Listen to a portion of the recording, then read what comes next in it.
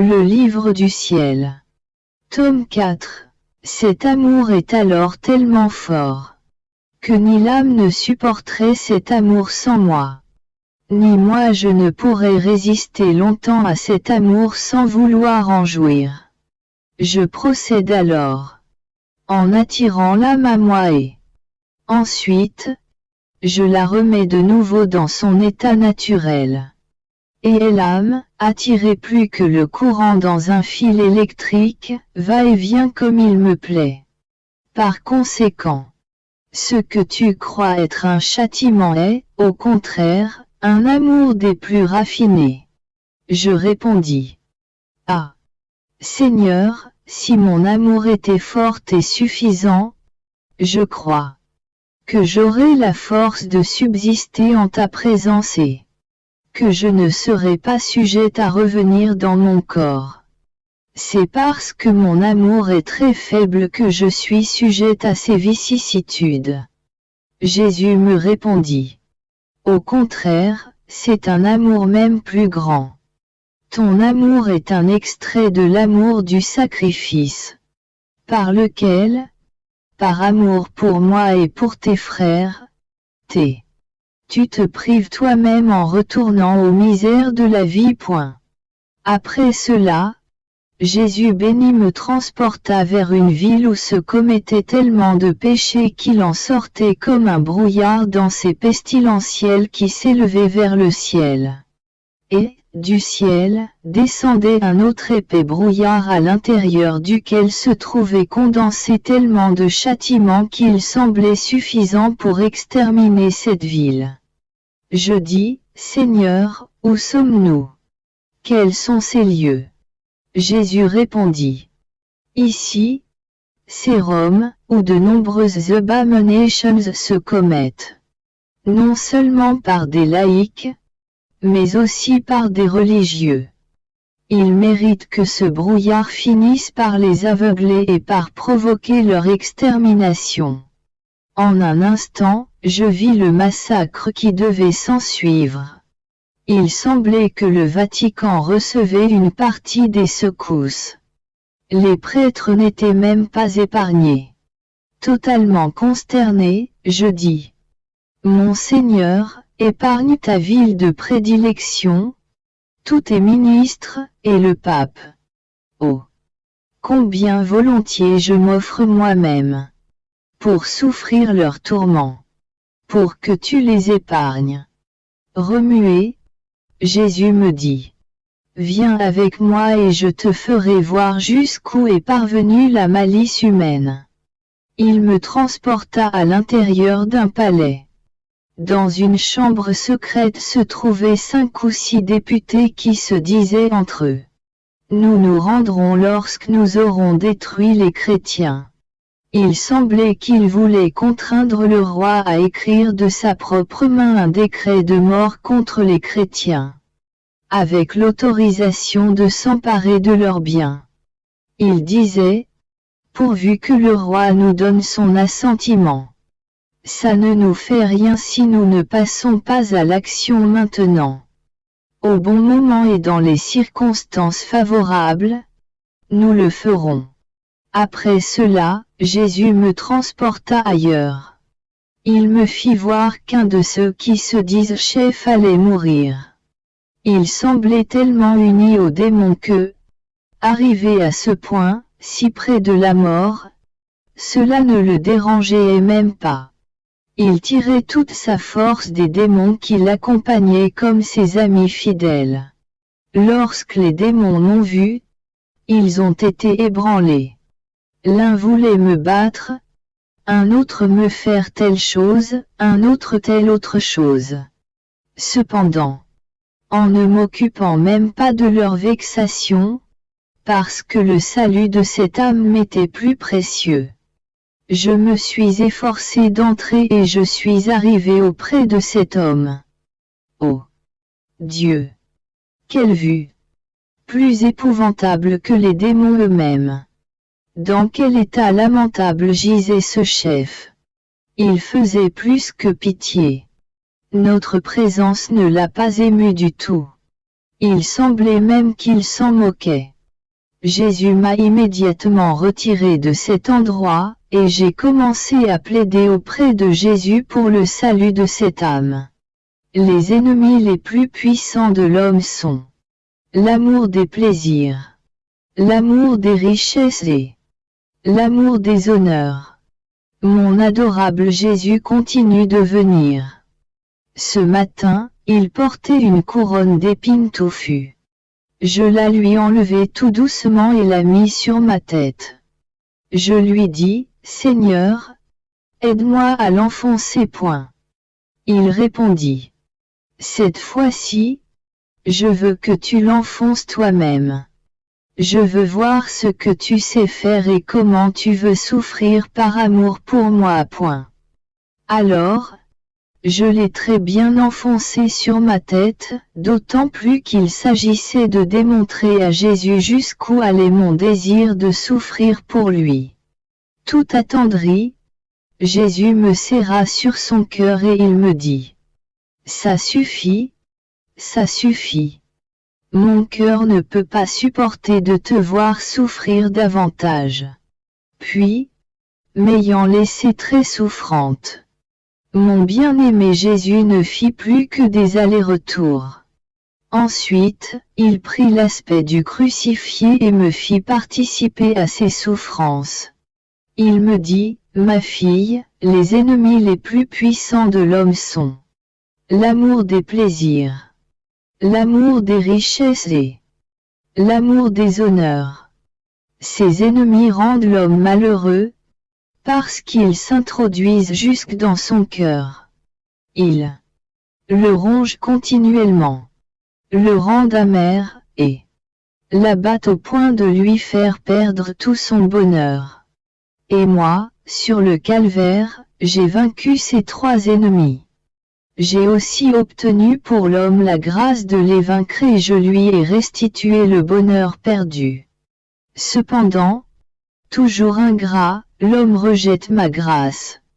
Avec acharnement, il aime ses ennemis qui soumettent son cœur à un continuel tourment.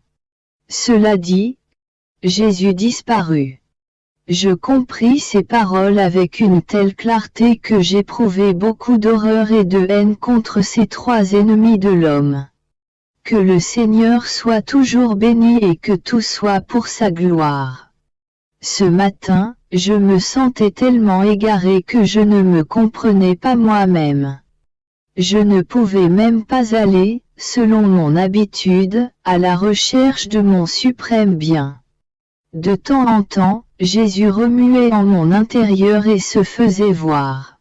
En m'embrassant et en se montrant tout indulgent envers moi, il me dit, « Pauvre fille, tu as raison de dire que tu ne peux pas demeurer sans moi. Comment pourrais-tu vivre sans ton bien-aimé ?» Secoué par ces paroles, je dis, « Ah, mon bien-aimé, quel cruel martyre que ma vie! À cause de ces intervalles où je suis contrainte de demeurer sans toi. Tu dis toi-même que j'ai raison, ensuite, tu me laisses. » Jésus se cacha furtivement comme s'il ne voulait pas entendre ce que je disais et je suis retombé dans mon égarement, sans ne plus pouvoir rien dire.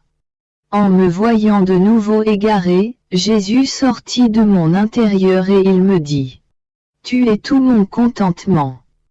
Dans ton cœur, je trouve mon véritable repos et, en m'y reposant, j'éprouve mes plus chères délices. » Ébranlé de nouveau, je lui dis, « Pour moi aussi, tu es tout mon contentement. Tellement que toutes les autres choses ne sont pour moi qu'une amertume. » Jésus se retira de nouveau. Je suis resté avec mes paroles en me retrouvant plus égaré qu'auparavant. La matinée s'est déroulée ainsi. Il me semblait que Jésus avait envie de s'amuser quelque peu. Après cela, je me suis senti hors de mon corps. J'ai vu des inconnus qui venaient, habillés en civil. Les gens, en les voyant, étaient horrifiés. Ils émettaient des cris d'épouvante et de douleur, surtout les enfants. Les gens disaient, si ces inconnus arrivent sur nous, nous sommes finis. Ils ajoutaient, cachez les jeunes. Malheur à la jeunesse si elle tombe dans les mains de ceux-ci. Révolté, je dis au Seigneur, pitié, miséricorde. Éloigne ce fléau si dangereux pour la misérable humanité. Que les larmes de l'innocence t'amènent à la compassion. Jésus répondit. Ah, ma fille, c'est seulement à cause de l'innocence que je suis attentif aux autres. Seule l'innocence attire ma miséricorde et atténue ma juste indignation. Ce matin, j'ai reçu la Sainte Eucharistie et Jésus béni m'a fait entendre sa voix en disant, ma fille, ce matin, j'éprouve l'absolue nécessité de refaire mes forces. De grâce, prends sur toi mes souffrances pendant un certain temps, et laisse-moi me reposer un peu dans ton cœur. Je répondis, oui, mon bien. Fais-moi éprouver tes souffrances et, pendant que je souffrirai à ta place, tu auras tout le loisir de te refaire et de prendre un doux repos. Seulement, afin que personne ne puisse me voir souffrir, je te demande de retarder encore un peu, jusqu'à ce que je me trouve seul, car il me semble que mon confesseur est encore ici. Jésus répliqua. Qu'est-ce que ça fait que le Père soit présent? Au lieu de n'avoir qu'une seule personne pour m'aider à refaire mes forces, ne serait-il pas mieux que j'en ai deux? C'est-à-dire toi en souffrant et le Père en collaborant avec moi et en ayant la même intention que moi. Pendant ce temps, je vis mon confesseur manifester l'intention de la crucifixion et immédiatement, sans le moindre retard, le Seigneur me fit participer aux souffrances de la croix. Après que je fus resté quelque temps dans ces souffrances, mon confesseur me rappela à l'obéissance. Jésus se retira et je cherchai à me soumettre à celui qui me commandait. Après un bref instant, mon doux Jésus revint. Il voulait me soumettre une seconde fois aux souffrances de la crucifixion, mais le Père ne voulait pas. Moi, quand je me conformais au désir de Jésus, c'est-à-dire à souffrir, Jésus venait. Lorsque mon confesseur voyait que je commençais à souffrir, il arrêtait la souffrance par l'obéissance, et Jésus se retirait. Je souffrais, bien sûr, une grande peine de voir Jésus se retirer, mais je faisais tout ce que je pouvais pour obéir. Parfois, lorsque je voyais Jésus et mon confesseur discuter ensemble sur ce point, je les laissais se débattre entre eux. En attendant de voir qui sortirait vainqueur, l'obéissance ou notre Seigneur. Ah! Il me semblait voir lutter l'obéissance et Jésus. Tous les deux puissants, capables de s'affronter dans un combat. Après une dure lutte, alors que j'allais voir qui était vainqueur, la maman reine vint, en s'approchant du Père, du prêtre, elle lui dit, « Mon fils, ce matin, c'est Jésus lui-même qui veut qu'elle souffre. Laisse-le faire. Autrement, vous ne serez pas épargnés, même pas d'une partie des châtiments. » À ce moment, le Père fut comme distrait pendant la lutte. Étant victorieux, Jésus me soumit de nouveau aux souffrances de la crucifixion, mais des souffrances tellement violentes et des douleurs tellement amères, que je ne sais pas comment je suis restée vivante. Alors que je me croyais sur le point de mourir, l'obéissance me rappela de nouveau. Et pour quelque temps, je me suis retrouvée en mon corps. Jésus béni refaisait ses forces, mais, non encore satisfait. Il revint, Pour une troisième fois, il voulut répéter la crucifixion. Cependant, en s'armant de toutes ses forces cette fois-ci, l'obéissance se rendit victorieuse et mon bien-aimé Jésus fut perdant. Malgré tout cela, Jésus s'essayait de temps en temps, dans l'espoir de pouvoir vaincre de nouveau l'obéissance, de sorte qu'il ne me donnait pas de repos. J'ai dû lui dire: mais, mon Seigneur, reste tranquille un peu et laisse-moi en paix. Ne vois-tu pas que l'obéissance s'est armée et qu'elle ne veut pas céder devant toi? Sois donc patient. Si tu veux répéter la crucifixion pour une troisième fois, promets-moi de me faire mourir. Point. Jésus répondit: oui, viens. Point. Je le dis au Père. Même en cela, l'obéissance demeura inexorable, malgré que mon doux bien m'appelait en me disant: Luisa, viens. Point. Je dis à mon confesseur que Jésus m'appelait, mais il riposta par un non tranchant. Drôle d'obéissance que celle-là. Elle veut faire sa grande dame en tout et surtout. Elle veut s'introduire dans des choses qui ne la regardent pas, telle la question de mourir. Quelle belle affaire que d'exposer une pauvre malheureuse au danger de la mort. Lui faire toucher du doigt le port du bonheur éternel et ensuite, pour se vanter qu'elle sait faire en tout sa grande dame, au moyen de la force qu'elle possède. Elle retient l'âme et la fait croupir dans la misérable prison de son corps. Si on lui demande pourquoi elle fait tout cela, en premier lieu, elle ne répond pas et ensuite, dans son langage muet, elle dit: pourquoi? Parce que je suis une grande dame et que j'ai domination sur tout. Il semble que si on veut demeurer en paix avec cette obéissance bénie, il faut une patience de saint. Non seulement une patience de saint, mais la patience de notre Seigneur lui-même. Autrement, on sera en continuel désaccord avec elle, parce qu'on traite avec celle qui aime à conduire les choses aux extrêmes. En voyant que, devant l'obéissance, il ne pouvait pas du tout vaincre, le Seigneur béni s'apaisa et me laissa en paix. Il atténua mes souffrances et il me dit: ma bien-aimée, dans les souffrances que tu as vécues, j'ai voulu te faire éprouver la fureur de ma justice en la déversant un peu sur toi. Si tu pouvais voir clairement jusqu'où les hommes ont poussé ma justice et comment sa fureur s'est armée contre eux, tu tremblerais comme une feuillée. Tu ne ferais rien d'autre que de me prier de faire pleuvoir sur toi les souffrances. Il me semble que Jésus me soutint dans mes souffrances et que, pour me redonner du courage, il me dit: je me sens mieux, et toi? Je lui dis: ah, Seigneur, qui peut te décrire ce que je ressens?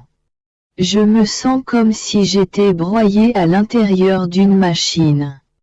J'éprouve un tel épuisement de mes forces que, si tu ne m'infuses pas de la vigueur, je ne pourrai pas m'en remettre. Point. Jésus me répondit: ma bien-aimée, il est nécessaire que, de temps en temps tout au moins, tu éprouves avec intensité des souffrances. Premièrement pour toi. Car, aussi bon que soit un morceau de fer, si on le laisse longtemps sans le mettre dans le feu, il en vient toujours à contracter un peu de rouille. Deuxièmement pour moi. Si, pendant longtemps, je ne me déchargeais pas sur toi, ma fureur s'enflammerait d'une façon telle que je n'aurais aucun regard pour les humains et je n'épargnerais personne. Et si tu ne prenais pas sur toi mes souffrances, comment pourrais-je maintenir ma parole donnée? d'épargner des châtiments à une partie du monde. Après cela, mon confesseur vint et m'appela à l'obéissance. Ainsi, je revins dans mon corps. Mon adorable Jésus continue de venir. Il me sembla le voir tellement souffrant qu'il faisait pitié. En se jetant dans mes bras, il me dit: Ma fille, calme la fureur de ma justice. Autrement, pendant qu'il disait cela, il me sembla voir la justice divine armée d'épées et de flèches enflammées semant la terreur et manifestant la force avec laquelle elle peut agir. Épouvanté, je dis: Comment puis-je arrêter ta fureur quand je vois que tu es assez fort pour pouvoir, en un seul instant, anéantir le ciel et la terre? Il répondit: Pourtant, une âme souffrante et une prière très humble me font perdre toute ma force et m'affaiblissent au point que je me laisse lier par cette âme, de sorte qu'elle puisse faire de moi comme il lui semble, comme il lui plaît. Point. Je dis: Ah, Seigneur, sous quel aspect mauvais se laisse voir ta justice? Jésus répliqua: Elle n'est pas mauvaise. Si tu la vois ainsi armée, ce sont les hommes qui ont fait cela. Mais, en elle-même, elle est bonne et sainte, comme mes autres attributs. Car pas même l'ombre du mal ne peut se trouver en moi. C'est vrai que son aspect apparaît sévère, exigeant et amer. Mais ses fruits sont doux et savoureux. Cela dit, Jésus disparut. Quand mon adorable Jésus vint ce matin, il me fit voir ses attributs et me dit: Ma fille, mes attributs sont continuellement dans une disposition favorable envers les hommes, et chacun exige des hommes son tribut. Il ajouta: De même que ma justice veut une satisfaction pour réparer l'injustice, de même mon amour veut une ouverture pour aimer et être aimé. Toi, entre dans ma justice, prie et répare. Et quand tu reçois un coup, aie la patience de le supporter. Ensuite, entre dans mon amour et accorde-moi de m'épancher dans l'amour. Autrement, je serai frustré dans mon amour. Ainsi, en ce moment, j'éprouve l'absolue nécessité de donner un épanchement à mon amour réprimé. S'il ne m'est pas permis de le faire, je languirai et perdrai connaissance. Point. Pendant qu'il disait cela, il commença à m'embrasser, à me caresser et à me manifester tellement de tendresse d'amour que je n'ai pas de mots pour le dire. Il voulait que je lui donne un retour et me dit: Comme je sens le besoin d'épancher mon amour en toi, tu as aussi le besoin d'épancher ton amour en moi, n'est-ce pas? Après que nous eûmes épanché mutuellement notre amour, il disparut. Ce matin, je me trouvais tout opprimé et je craignais que ce ne soit pas Jésus béni qui œuvre en moi, mais le démon. Cependant, je ne pouvais m'empêcher de chercher mon Jésus et de le désirer. Si bien que, dès qu'il eut la bienveillance de venir, il me dit: Qu'est-ce qui donne l'assurance que le soleil se lève? Sinon la lumière qui met en fuite les ténèbres de la nuit et la chaleur qu'il répand à travers cette lumière même. Si on te disait que le soleil s'est levé et que, malgré cela, tu voyais l'obscurité de la nuit devenir plus dense et que tu ne ressentais même pas la chaleur du soleil, que dirais-tu? Tu dirais que ce n'est pas le vrai soleil qui s'est levé, mais un faux soleil, puisqu'on ne voit pas les effets du véritable soleil. Or, si ma visite auprès de toi fait fuir les ténèbres et te montre la lumière de ma vérité, en te faisant éprouver la chaleur de ma grâce, pourquoi te creuses-tu la cervelle, en pensant que ce n'est pas moi qui œuvre en toi? J'ajoute encore ceci, puisque l'obéissance le veut ainsi. Si vraiment tous les châtiments dont j'ai fait mention dans ces livres venaient à se produire, qui voudrait en être le spectateur? Le Seigneur béni me fit comprendre clairement que certains châtiments se vérifieront pendant que je serai encore sur cette terre. D'autres surviendront après ma mort, et certains seront en partie omis. Je fus un peu soulagé en pensant qu'il ne m'obligerait pas à les voir tout. Voici donc satisfaite d'âme obéissance qui commençait à froncer les sourcils, à porter plainte, et à me faire des réprimandes. Que puis-je dire? Il semble que cette demoiselle bénie ne veut d'aucune façon s'adapter à la raison humaine. Elle ne veut tenir compte d'aucune circonstance et il semble même qu'elle ne raisonne pas du tout. Et c'est tout un défi que d'avoir affaire avec quelqu'un qui ne raisonne pas. Pour pouvoir demeurer en bons termes avec elle, il est nécessaire de perdre sa propre raison. Car la demoiselle se vante ainsi. Moi, je n'ai aucune raison humaine et c'est pourquoi je ne peux pas m'adapter aux usages humains. Ma raison est divine.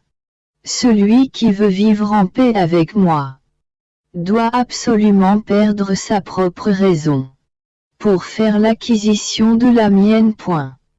Voilà donc comment la demoiselle raisonne. Qu'est-ce qu'on peut dire? Avec elle, il vaut mieux se taire car quel est tort aux raisons? Elle veut toujours avoir raison et elle se glorifie de te donner tous les torts. Ce matin, j'ai reçu la Sainte Communion et mon adorable Jésus me fit voir mon confesseur qui avait l'intention de me faire souffrir la crucifixion.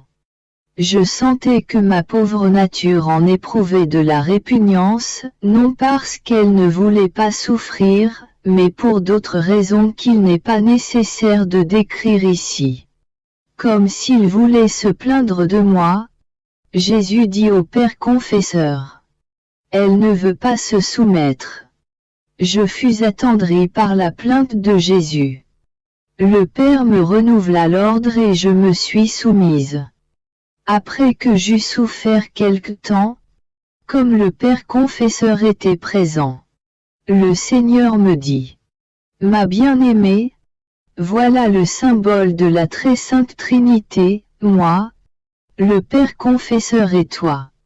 Depuis toute éternité, mon amour n'est jamais demeuré seul.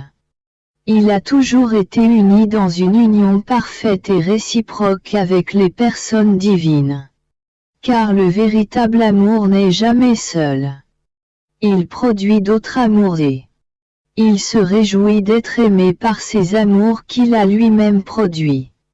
Si l'amour se trouve seul, soit qu'il n'est pas de la nature de l'amour divin, soit qu'il n'est qu'apparent. Si tu savais combien je me plais, combien je savoure de pouvoir prolonger chez les créatures cet amour qui, de toute éternité, régnait et règne toujours dans la très sainte Trinité. Voilà pourquoi je dis que je veux le consentement du confesseur avec son intention unie à mon intention. Pour continuer plus parfaitement cet amour de la très sainte Trinité. Après quelques jours de privation et de silence, ce matin, quand Jésus béni est venu, je lui ai dit, on voit bien que mon état n'est plus selon ta volonté. Il répondit, oui, oui, lève-toi et viens dans mes bras. Dès qu'il eut dit ces paroles, j'ai oublié l'état pénible des jours passés et j'ai couru dans ses bras. Et comme on voyait son côté ouvert, j'ai dit, mon bien-aimé, il y a quelque temps déjà que tu ne m'as pas admise pour boire à ton côté. Je te prie de m'admettre aujourd'hui. Il répondit, ma bien-aimée, bois selon ton plaisir et rassasie-toi. Qui peut décrire mon bonheur et avec quelle avidité j'ai placé ma bouche pour boire à cette source divine. Après avoir bu à satiété, jusqu'à ne plus avoir de place pour avaler même une autre goutte, je me suis retiré. Jésus me dit, « Es-tu rassasié? Si tu ne l'es pas, continue de boire. » Je répondis, « Rassasié. Non. Car, à cette source, plus on boit, plus on a soif. Cependant, étant très limité, je suis incapable d'en prendre plus. » Après cela, je vis d'autres personnes auprès de Jésus. Il dit, « La chose la plus essentielle et la plus nécessaire dans une âme, c'est la charité.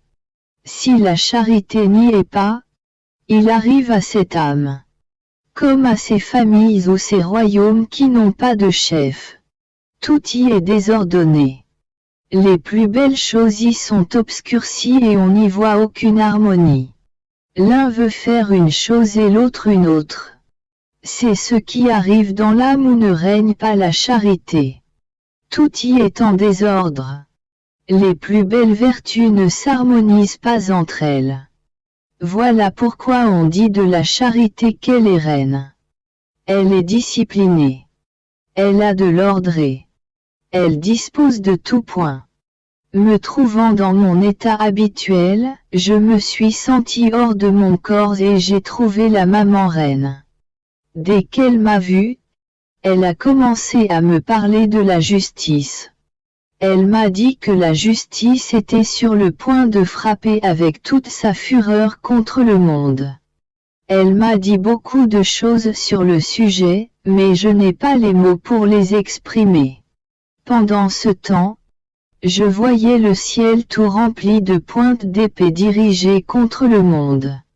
Elle ajouta, « Ma fille, tant de fois, tu as désarmé la justice divine. Tu étais contente de recevoir sur toi les coups de la justice.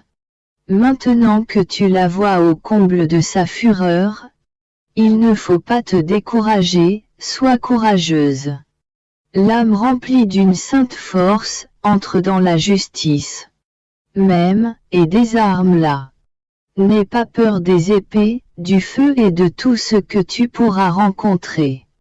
Afin d'atteindre ton but, si tu te vois blessé, abattu, échaudé ou rejeté, ne retourne pas en arrière. Que cela soit pour toi un stimulant pour aller de l'avant. Vois-tu? Dans ce but, je suis venu à ton aide. Je t'ai apporté un vêtement grâce auquel ton âme acquérera le courage et la force de ne rien craindre.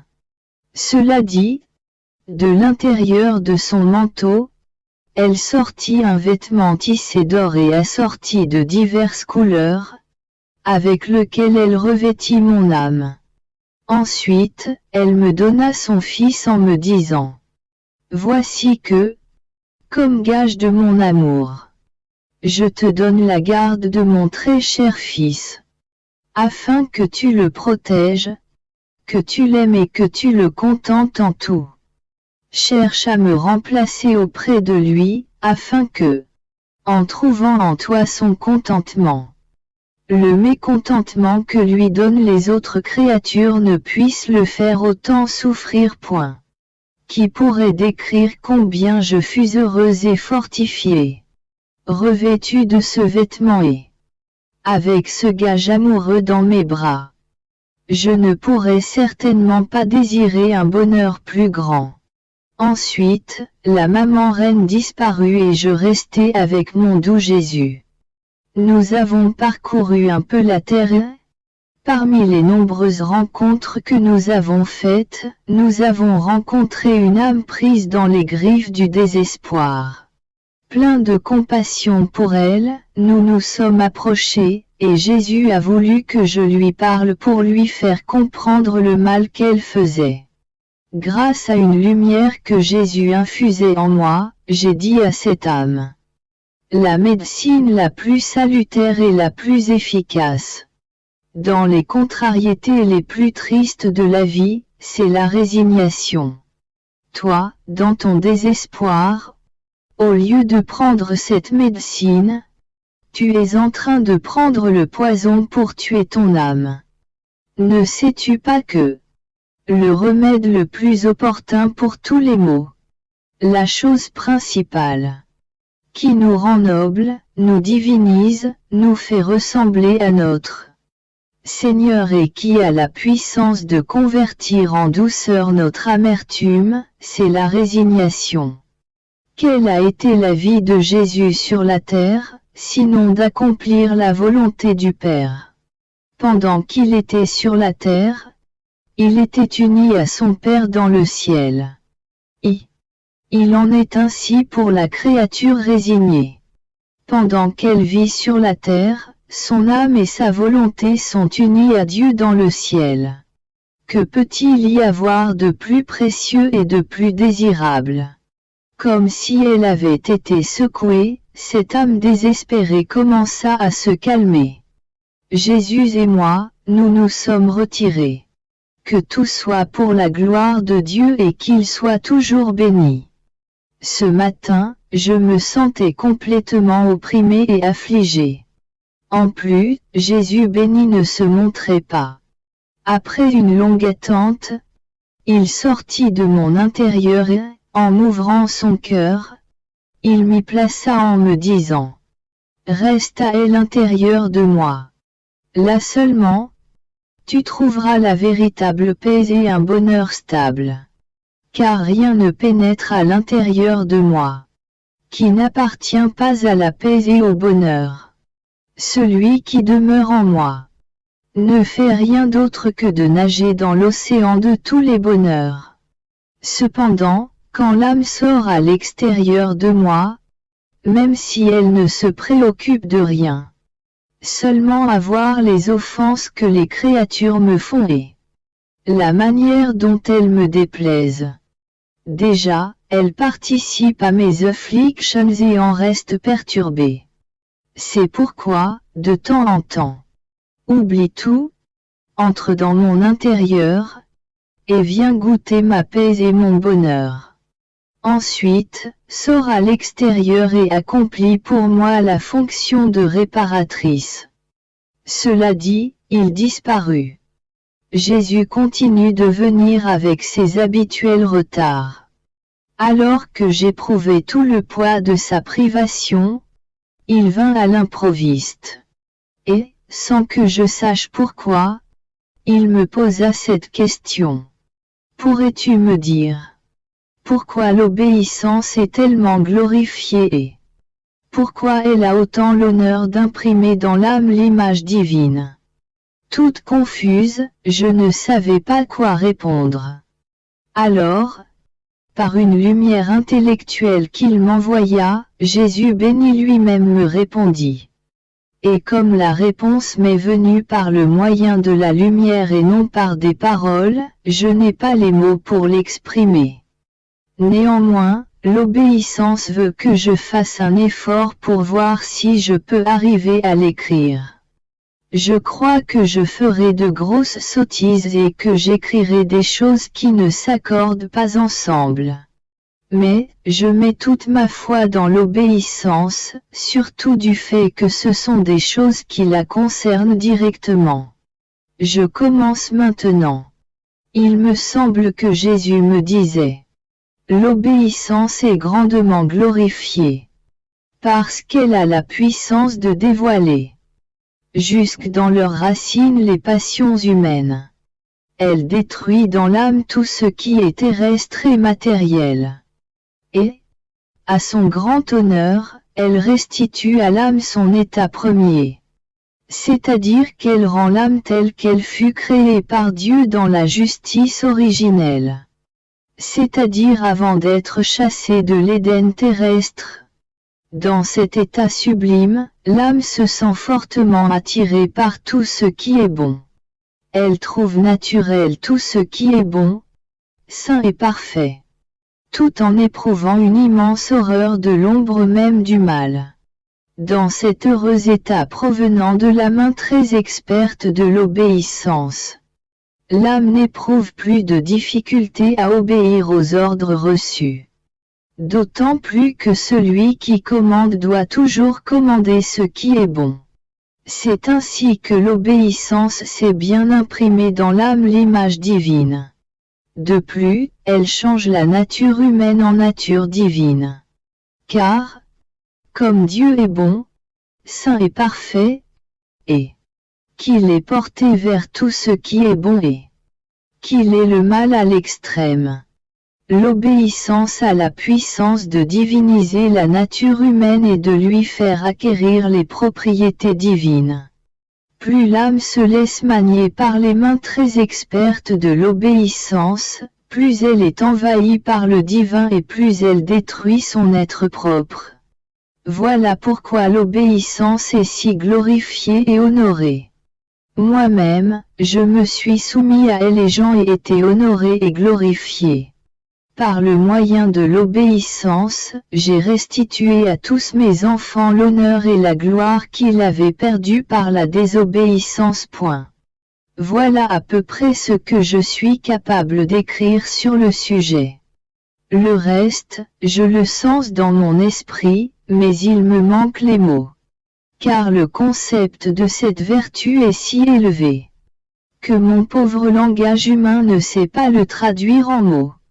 Puisque Jésus continuait d'être absent, je me sentais immergé dans la plus grande amertume. Mon âme était torturée de 1000 façons. Plus tard, je sentis comme une ombre près de moi. Et, sans voir mon adorable Jésus, j'entendis sa voix. Cette voix me dit: l'amour le plus parfait requiert la véritable confiance envers l'objet aimé. Même si on sent perdu l'objet aimé. Alors, plus que jamais, c'est le temps de démontrer cette vive confiance. C'est là le moyen le plus facile de prendre possession de ce qu'on aime ardemment. Cela dit, l'ombre et la voix disparurent. Qui pourrait décrire la souffrance que j'éprouvais de ne pas avoir vu mon bien-aimé? Il me semble que le Seigneur béni veut m'exercer à la patience. Il n'a compassion ni de mes larmes ni de mon très douloureux état. Sans Jésus, je me vois immergé dans les plus grandes misères et je crois qu'il n'y a pas d'âme plus scélérate que la mienne. Quand je suis sans Jésus, je me vois plus que jamais mauvaise. Cependant, lorsque je me trouve avec celui qui possède tous les biens, mon âme trouve le remède à tous ces maux. Quand Jésus me manque, tout est fini pour moi, il n'y a plus aucun remède pour mes grandes misères. Bien plus, la pensée que mon état ne soit plus selon sa volonté m'opprime. Et, n'étant plus dans sa volonté, il me semble que je suis en dehors de mon centre et, souvent, je pense à chercher une façon de me sortir de cet état. Pendant que je réfléchissais ainsi, j'entendis Jésus derrière mon dos me disant: tu es fatigué, n'est-ce pas? Je lui répondis: oui, Seigneur, je me sens suffisamment fatigué. Il poursuivit: ah, ma fille, ne sors pas de ma volonté. Car, en sortant de ma volonté, tu en viens à perdre la connaissance de moi et, en ne me connaissant pas, tu en viens à perdre la connaissance de toi. Ce n'est qu'au reflet de la lumière qu'on distingue clairement si une chose est de l'or ou de la boue. Quand tout est ténèbres, on peut facilement confondre les objets. Ma volonté est lumière. Cette lumière te donne la connaissance de moi et, au reflet de cette lumière, tu en viens à connaître qui tu es. Par suite, en voyant ta faiblesse, ton pur néant, tu t'accroches à mes bras et, uni à ma volonté, tu vis avec moi dans le ciel. Mais, si tu sors de ma volonté, premièrement, tu en viens à perdre la vraie humilité et ensuite, tu en viens à vivre sur la terre.